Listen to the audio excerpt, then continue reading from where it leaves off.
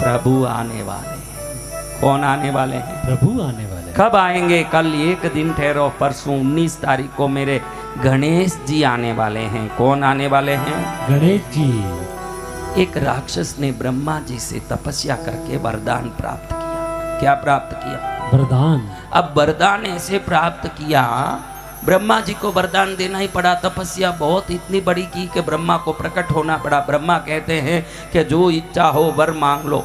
वो कहें कि प्रभु मैं अग्नि से करोड़ गुना गर्म रहूं, उग्र रहूं और तापमान रहूं, ऐसे मुझे शक्ति दीजिए।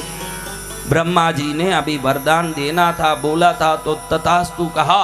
ये भयंकर एक अग्नि तो क्या जलाएं, ये नजदीक आए तो 100 योजन दूर ही लोग मर जाएं जल के। इसका नाम अनलासुर हुआ। क्या हुआ? असुर। अनल यानी क्या? अग्नि। अनल यानी क्या?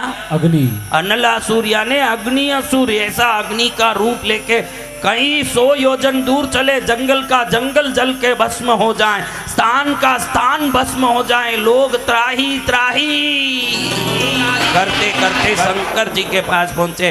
प्रभु हे भोलेनाथ बचाओ, ये अनलासुर पूरे तीनों लोगों को जला के भस्म कर रहा है। शंकर जी ने गणपति जी को आदेश दिया, गणेश जाओ इस अनलासुर के दुख से सभी को मुक्त करो, ये अनलासुर को खत्म करो। अभी गणेश जी चाहे जो अस्त्र छोड़े, वो अस्त्र जाए और अनलासुर के अग्नि में जाते ही अस्त्र पिघल के गिर जाए। भाई उसको कौन क्या करे? समझो अग्नि से करोड़ गुना तापमान वाली शक्ति हो तो उसके सामने कौन खड़ सकता है हमारा? तो गणेश जी ने देखा कि ये क्या हुआ, ऐसे क्या होगा। अचानक गणेश जी ने उग्र रूप और ब्रह्मांड में चरण हो, पाताल में और आकाश में शरीर हो, ऐसे बड़ा रूप लिया। अपने हाथ से अनलासुर को फट पकड़ के मुंह में डाल लिया। अनलासुर को ही गणपति जी निगल गए। क्या कर गए? निगल गए। अनलासुर को गणपति जी निगल गए।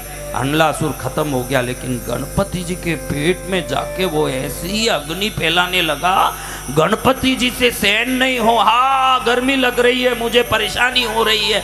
अब ऋषि मुनि देवता सब इकट्ठे हुए। कोई नारियल पानी से स्नान करावे ठंडक होने के लिए, कोई नारियल पानी पिलावे, कोई गंगा जल से स्नान करावे, कोई गंगा जल ठंडा पिलावे, कोई बर्फ खिलावे।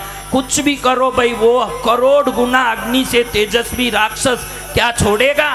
नहीं। जब जाके ऋषि मुनियों को लगा कि संसार की औषधियों में दुर्लभ औषधि है दूर्वा। क्या है? दूर्वा। अगर ये दूर्वा दुनिया के कोई भी गर्मी को शमन कर सकती है तो इस गर्मी को भी शमन कर सकेगी। तो दूर्वा का ढेर लाके गणपति के ऊपर डालने लगे सभी ऋषि मुनि देवता। जैसे जैसे दूर्वा गिरने लगी वैसे वैसे गणपति जी के पेट की अग्नि शांत हुई। अनलासुर भस्म होके पेट में ही खत्म हो गया और हजम हो गया। जब गणपति जी को ठंडक हुआ, गणपति जी ने आशीर्वाद दिया कि आज से जो भी व्यक्ति मेरे सिर पर लाके दूर्वा डालेगा उस पर मैं ठंडे भाव से सर्व कार्य सिद्धि का आशीर्वाद दूंगा। जय गुरुदेव। तब से गणपति को दूर्वा की पूजा शुरू हुई। लेकिन आजकल लोग गणपति के चरण में दूर्वा डालते हैं और माला भी पहनाते हैं, सिर पर नहीं रखते। लेकिन जो थोड़ा दूर्वा चरण में डाल के दूर्वा माला भी पहना के, थोड़ा दूर्वा पूर्व मुखी या उत्तर मुखी हो, इसके ऐसे करके 2-4 दूर्वा सिर पर रख दें। गणेश जी का आशीर्वाद है कि मेरे सिर पर दूर्वा जो रख देगा उसके सिर पर मेरा हाथ सदा रहेगा।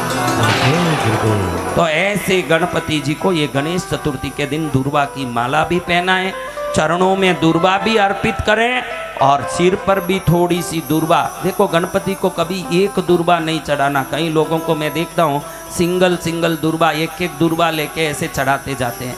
गणपति को दूर्वा 2 ही चढ़ता है। कभी भी 2 दूर्वा लें, चरणों में चढ़ाते, अष्टोत्र सतनाम बोलें, सहस्र नाम बोलें, बहुत लाभ होता है। गणेश पुराण में आता है ऋषि पत्नी बड़ी उपहास करती है ऋषि को, लेकिन ऋषि दूर्वा को चढ़ाते हैं और दूर्वा को इंद्र के देवलोक के पलड़े में पत्नी को दे के भेजते हैं कि दूर्वा की महिमा क्या है। जाओ देखो, ऋषि पत्नी स्वर्गलोक में जाती है, एक पलड़े में 2 दूर्वा रखते हैं, दूसरे पलड़े में देवेंद्र के देवलोक के सभी गहने और संपत्ति रखते हैं। दुर्वा का पलड़ा भारी होता है न, ये पूरा देवलोक की संपत्ति वाला पलड़ा हल्का रहता है। ये दुर्वा की महिमा बहुत बड़ी है। इसलिए ये गणेश चतुर्थी के दिन दुर्वा से गणेश जी की पूजा करें। खास करके अनलासुर से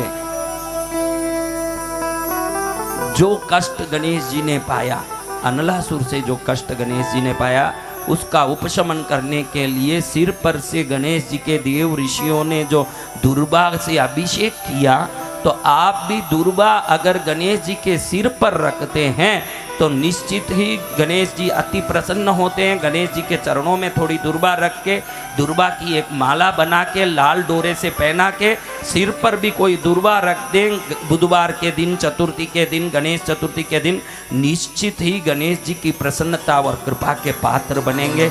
जय गणेश।